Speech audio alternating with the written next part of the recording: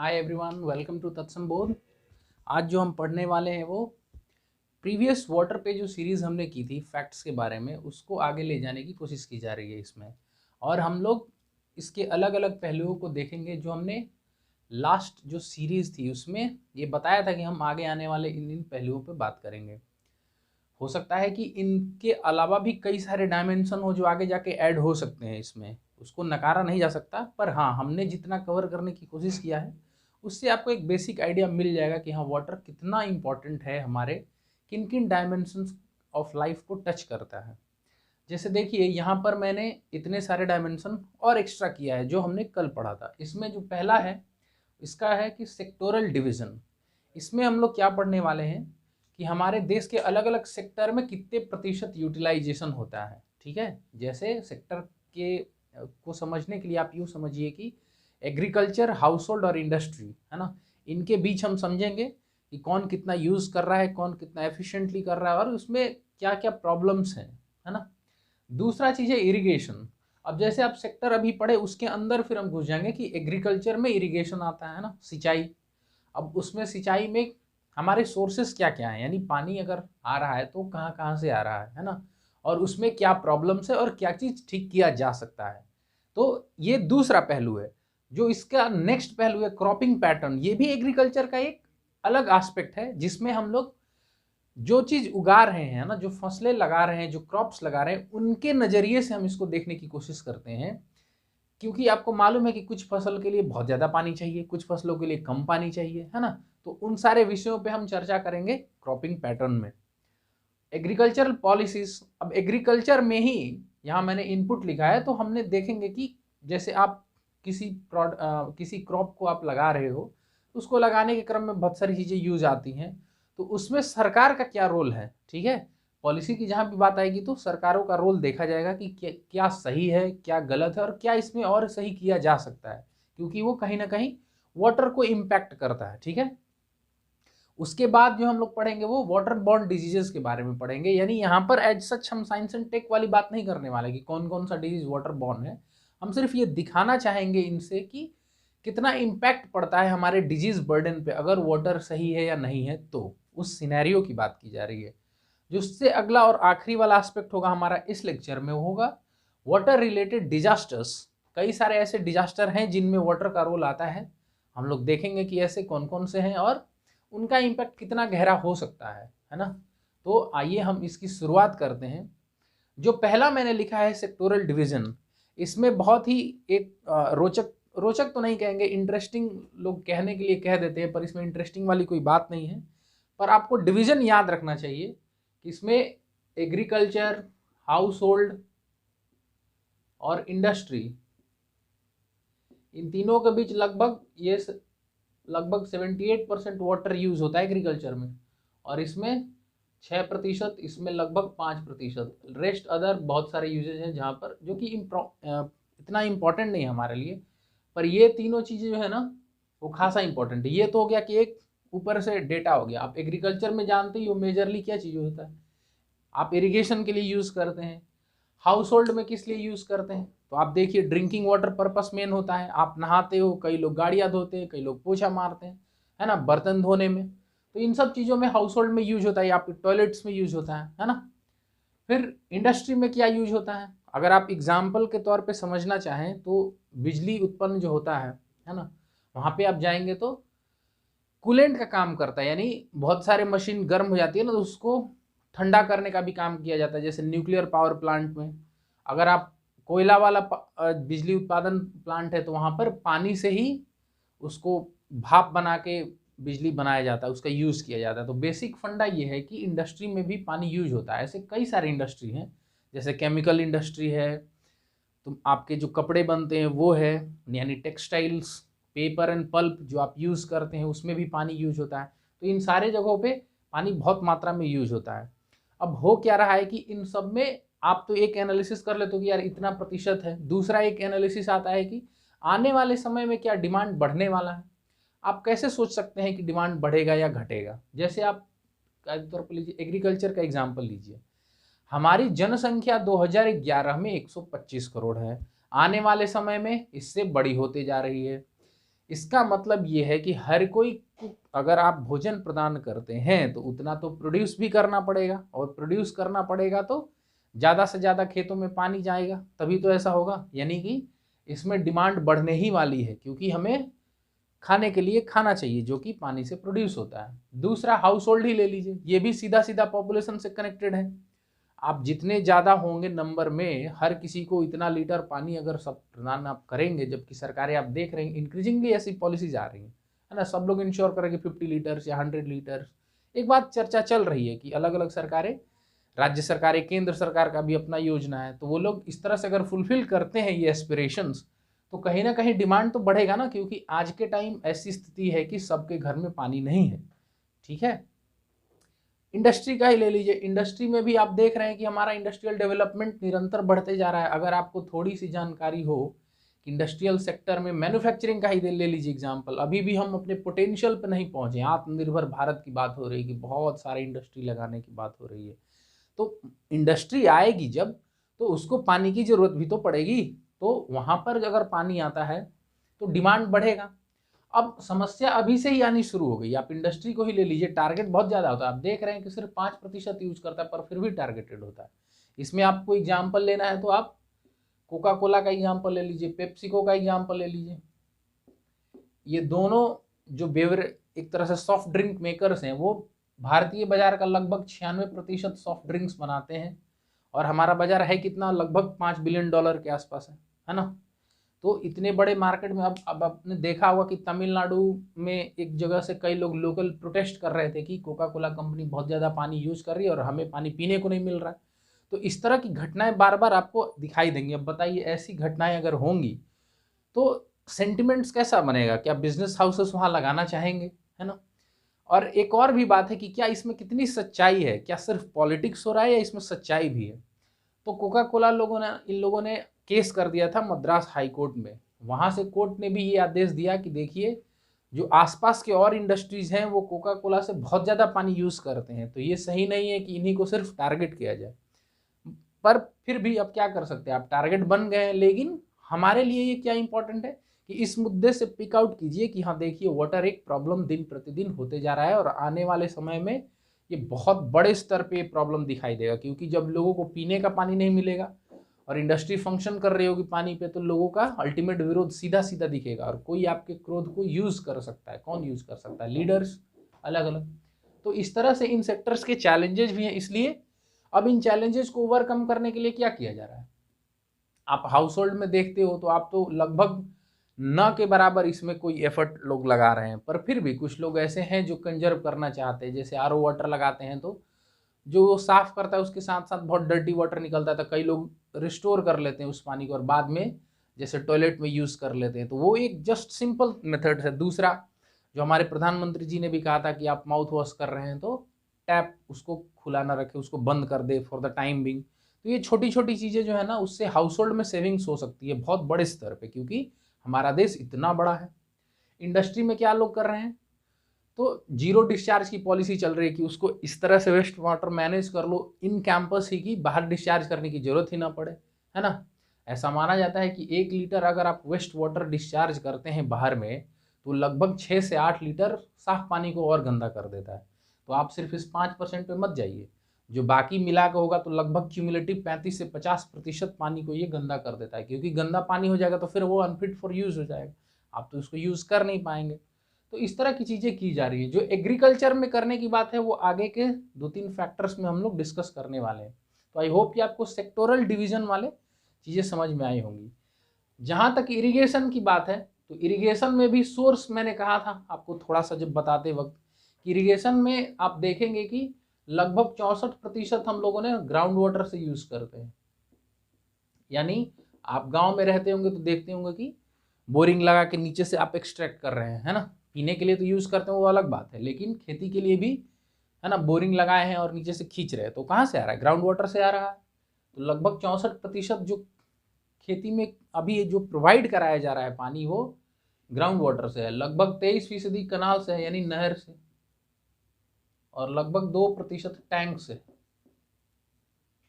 Tank आपको मिलेंगे डेक्कन प्लेटू में, वो इस तरह का एक तरफ से टंकी होता है, वो लोग बना देते हैं, वहाँ बारिश का पानी इकट्ठा हो जाता है, फिर उसको लोग प्रिजर्व करते हैं आगे के टाइम पे, और बाकी सारे अदर्स हैं जो बाकी रह गया परसेंटेज, ये मूलतः इंपॉर्टेंट। अब आप देखिए इसमें सबसे ज़्यादा क्या है, ग्राउंड वाटर 64% है। डेटा कहीं कहीं वेरिएबल हो सकता है इधर उधर, पर एक जगह से मैंने देखा है तो ये ठीक था। ओके, अब आप इसको देखिए ग्राउंड वाटर के लिए कितना इंपॉर्टेंट हो जाता है ये, 64% हम यूज़ करना चाहते हैं, और इरिगेशन जो है हम बढ़ाना भी चाहते हैं, है ना।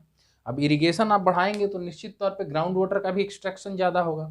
पंजाब और वेस्टर्न यूपी में ऑलरेडी ऐसे केसेस आ रहे हैं जहाँ पे ग्राउंड वाटर लगभग 250 फीट नीचे जा चुका है, यानी ग्राउंड वाटर डिप्लीट कर रहा है, धीरे धीरे नीचे स्तर जा रहा है। हमारे गांव में भी या इधर के आसपास में भी आपने एक्सपीरियंस किया होगा कि कई सारे ऐसे कंप्लेंट्स आते हैं कि हमारे यहाँ जो है ना लेवल बहुत नीचे चला जा रहा है, या फिर गर्मी के दिनों में जब पानी सबसे कम स्तर पे होता है सरफेस पे या और जगह से, तो वहाँ पर उस वक्त कल का सूख जाना, ऐसे इवेंट्स होने लगे हैं, है ना। तो इस पे भी वर्क करने की जरूरत है। दूसरा, अब कनाल सिस्टम को ही देख लीजिए, नहर वाली सिस्टम। बिहार में बहुत सारे लोग ऐसे होंगे जिनका सोन नहर से पानी आता होगा, लेकिन अगर सोन में ही पानी ना आया तो फिर तो पानी नहीं आएगा, तो नहर होते हुए भी सूखी नहर रह सकती है। दूसरी चीज़, ओपन होने के कारण, नहर तो ओपन होता है तो सनलाइट, सूर्य की किरण के कारण क्या होगा, इवापोरेशन बहुत ज़्यादा, है ना, तो वहाँ से भी पानी का वेस्टेज होता है। तीसरी चीज़ कि लोग मेंटेन्ड नहीं रखते हैं, नहर भर जाता है तो पानी उसका ओवरफ्लो कर रहा है, इधर गिर रहा है, तो जब आप मेंटेनेंस नहीं रखते हैं तो उससे भी वाटर का बहुत सारा लॉसेस होता है। तो बेसिक फंडा हम लोग क्या देखने जा रहे हैं कि पानी का कैसे लॉस हो रहा है और उसको बचाने की तरकीब क्या क्या अपनाई जा सकती है। ये दोनों मेजर हैं, इसलिए मैं अपना पूरा फोकस लगभग इसी पे करने वाला हूँ। अब आप सोचिए ग्राउंड वाटर को कैसे आप सेव कर सकते हैं, ग्राउंड वाटर का रिचार्ज करके, कि चलो भाई अगर मैं अंदर से निकाल रहा हूँ किसी चीज़ से तो उसी में अगर उतना पानी चला जाए तो वो अच्छे से हो सकता है ना। जो नेचर में होता है कैसे जाता है नीचे पानी, वो हमारे जो पेड़ होते हैं उनके जड़ों को पकड़ पकड़ के नीचे पानी अंदर चला जाता है, या फिर आप पॉन्ड, बड़े बड़े तालाब बनाते हो, लेक्स बनाते हो ताकि पानी ठहर जाए तो धीरे धीरे नीचे चली जाए। तो इस तरह की चीज़ें करने से ग्राउंड वाटर को रिचार्ज कर सकते हैं, आप मना तो नहीं कर सकते, है ना। आगे देखेंगे कि हम लोग कैसे लोगों को डिसइंसेंटिवाइज कर सकते हैं पानी निकालने या उसको करने के लिए, ये चीज़ हम पढ़ेंगे यहाँ पर एग्रीकल्चरल पॉलिसीज़ में, जहाँ पे हम पढ़ेंगे कि कैसे बिजली पर ज़्यादा पैसा लोगों को ना देकर उनको मतलब बचाया जा सकता है, उनको ये कहा जा सकता है कि आप कम कम यूज़ कीजिए, है ना। तो वो एक तरीका होगा। दूसरा है कि अब इसमें आइए कनाल में कैसे आप कम कर सकते हैं। तो गुजरात में ऐसा एक एग्जाम्पल देखा गया था कि नहर को एक तो मेंटेन कीजिए, कई जगह नीचे सोलिंग भी कर रहे लोग, है ना, और ऊपर से सोलर पैनल लगा दीजिए ताकि पावर का रिन्यूएबल पावर भी मिल जाए और नीचे पानी ज़्यादा सनलाइट के असर से इवापोरेशन भी ना हो। तो वो एक तरकीब अपनाया जा रहा है। तो इस तरह से इरिगेशन में भी एक तरह का काम किया जा रहा है जिससे हम पानी को एक तो ज़्यादा से ज़्यादा किफ़ायती रूप में यूज़ कर सके और वेस्टेज कम हो, क्योंकि हमारा पॉपुलेशन बढ़ने वाला है तो हर तरह से हमारा पानी का डिमांड बढ़ेगा, ये हमने प्रीवियस लेक्चर में देखा था इस पर। दूसरी बात यह है कि इसमें जो 64% या 23% है, हो सकता है कि इसमें हाउस होल्ड जो पानी पीने का है वो अगर ज़्यादा यूज़ करने लगे तो इस पर और ज़्यादा स्ट्रेस बढ़ेगा, है ना। वो सूखने लगेगा तो क्या होगा, मिट्टी पे भी असर पड़ सकता है। तो वो उसके अलग अलग फैक्टर्स हैं, आप एग्रीकल्चर में जाकर डेप्थ में पढ़ सकते हैं, यहाँ के लिए इतना काफ़ी है। दूसरी चीज़ है इसमें कि आप मेथड भी लगाइए, कौन कौन से मेथड इरिगेशन में यूज होते हैं। आपने पढ़ा होगा एक फ्लड इरिगेशन मेथड। अब फ्लड मेथड आपको नहीं समझ में आ रहा है तो उसको आप सिंपल सोचिए कि जैसे हमारे यहाँ राइस की खेती होती है, चावल की, उसमें क्या करते हैं लोग, पूरे खेत में पानी भर देते हैं। उसके कारण देखा गया है कि पानी का लॉस बहुत ज़्यादा होता है, उतना ज़रूरी नहीं है। या फिर जो फर्टिलाइज़र यूज होता है, खाद, उसका सही से इस्तेमाल नहीं हो रहा है। यूरिया कितना इस्तेमाल करना है, वो ज़्यादा हो रहा है, कम हो रहा है, उन सब चीज़ों के चलते पानी की खपत ज़्यादा हो जाती है। तो अगर हम इसको किफ़ायती रूप में यूज़ करें, जैसे कि आपने सुना होगा माइक्रो इरिगेशन। माइक्रो इरिगेशन का मतलब हो गया कि जहाँ ज़रूरत है, जितना पानी की ज़रूरत है उतना ही लगाए। इसमें ड्रिप और स्प्रिंकलर पढ़ते हैं आप लोग। ड्रिप का मतलब होता है कि इस तरह का पाइप बना होगा और यहाँ यहाँ होल होगा। तो मान लीजिए यहाँ पर आप कोई क्रॉप लगाए तो उसके जड़ में ही पानी आएगी, सीधा यहीं पे गिरेगी और कंट्रोल्ड वे में जितना जरूरी है उतना ही गिरेगी, तो इसको ड्रिप बोलते हैं। स्प्रिंकलर जो होता है वो इस तरह से फाउंटेन ऐसे फुहारे की तरह निकलता है, तो वो किफ़ायती पानी का यूज़ करने का तरीका है। तो कहीं ना कहीं हम ये कहना चाहते हैं कि जो आप पहले से यूज़ कर रहे हैं, जैसे कनाल सिस्टम है, नहर से पानी इतना दूर ले आना, मेंटेन करना, उसमें बहुत ज़्यादा खर्च है। ये सब लोकल तरीके से यूज़ किया जा सकता है। गांव में है तो वहीं लगा लो। सरकारें इस पे बहुत सारा सब्सिडी भी दे रही हैं कि भैया इसको पाइप को लगाने में पैसा लगेगा, तो उस पर भी सब्सिडी मिल रही है ना। स्प्रिंकलर पे भी सब्सिडी मिलता है ना।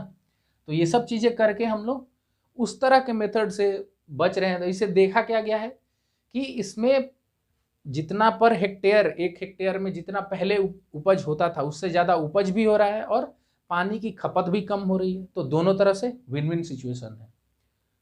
तो इस तरह से आप इरिगेशन को ये समझ सकते हैं कि एक तो आप उसमें पढ़ते हैं कि सोर्स कौन कौन सा है, तो ग्राउंड वाटर और कैनाल मेन है ना, नहर से। फिर आप देखते हैं कि उसमें क्या क्या दिक्कतें हैं और उसको सुधारने के क्या क्या उपाय हैं। जो अगला फैक्टर है वो क्रॉपिंग पैटर्न है। इसमें आप सोचिए कि राइस और शुगर केन,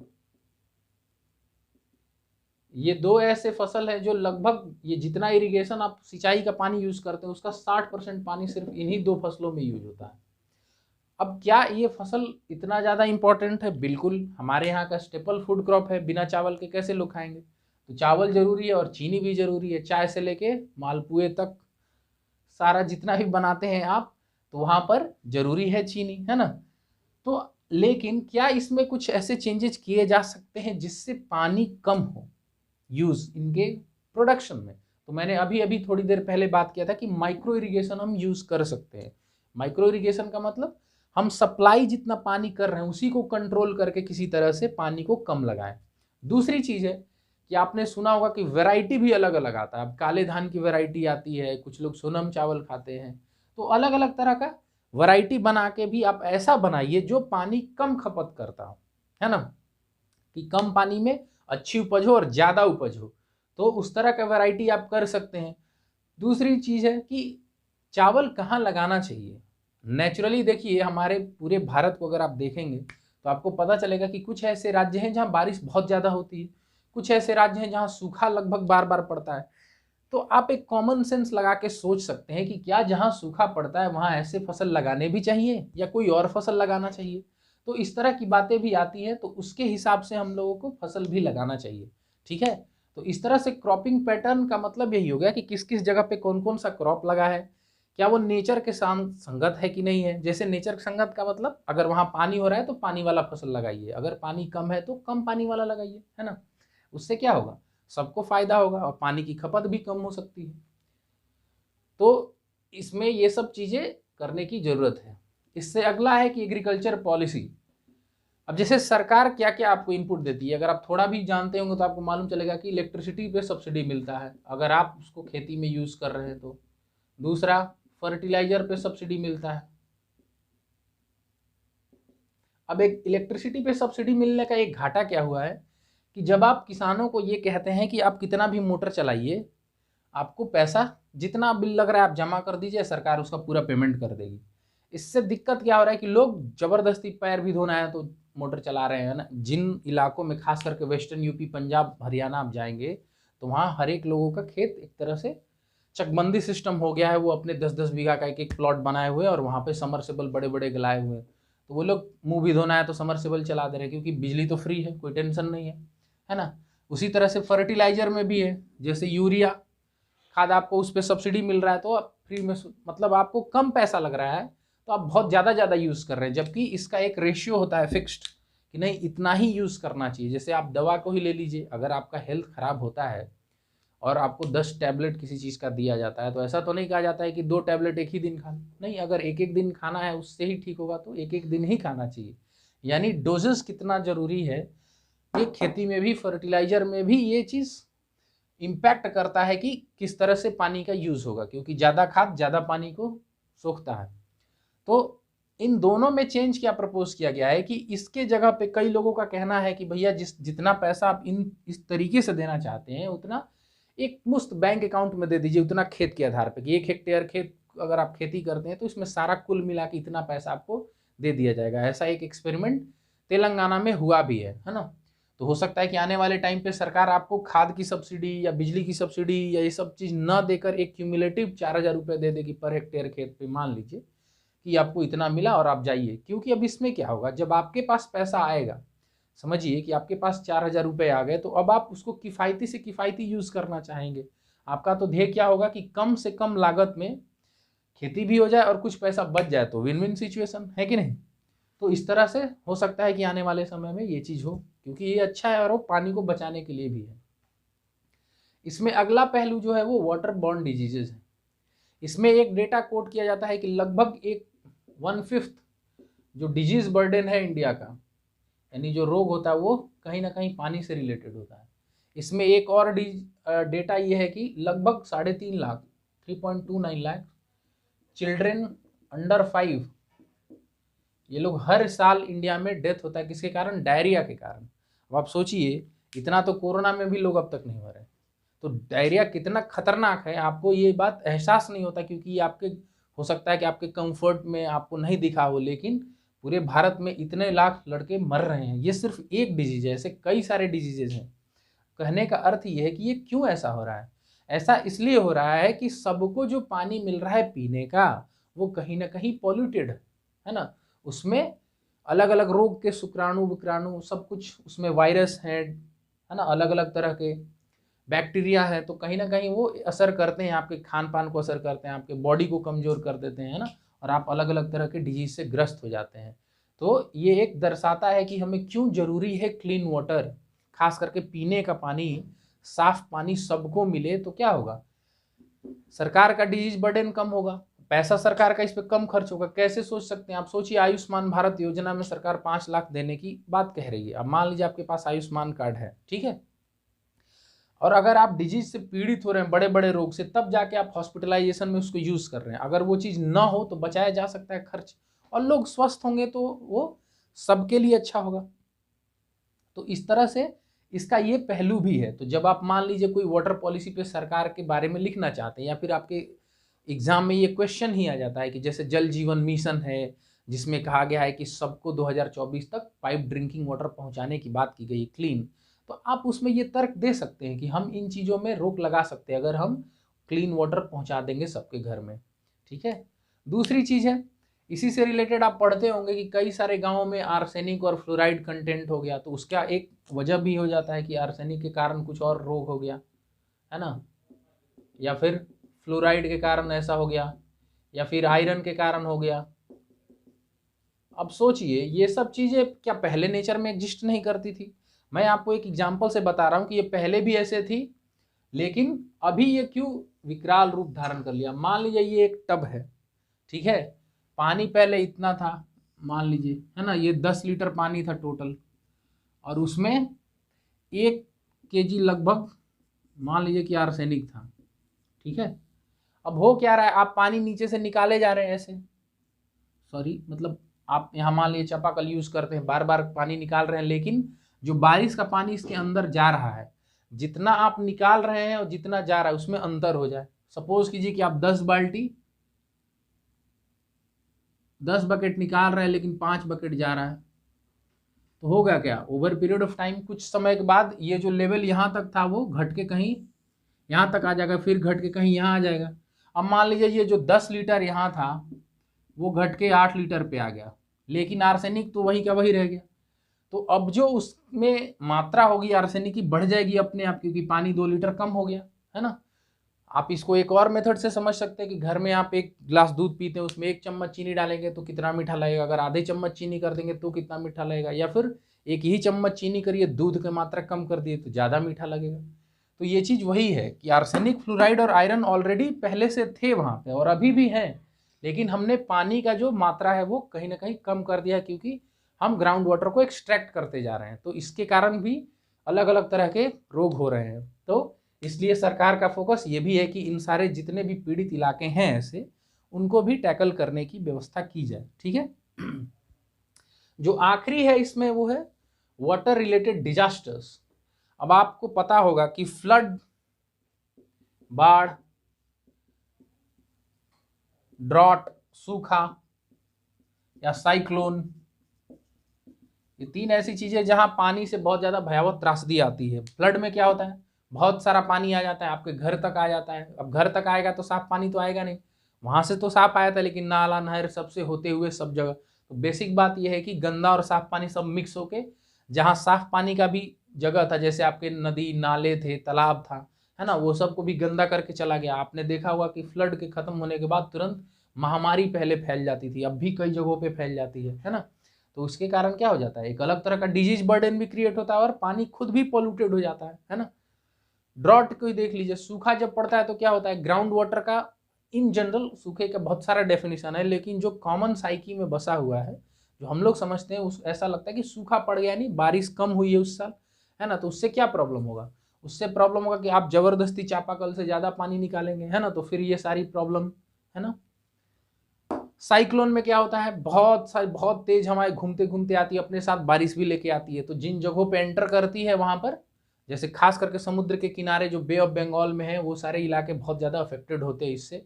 और अब समुद्र का पानी आपके अंदर आ रहा है तो कहीं ना कहीं वो दूसरे तरह का सॉल्टी हो ना, उसमें ज़्यादा नमक है, तो वो आपके लैंड में भी अंदर जा रहा है ना।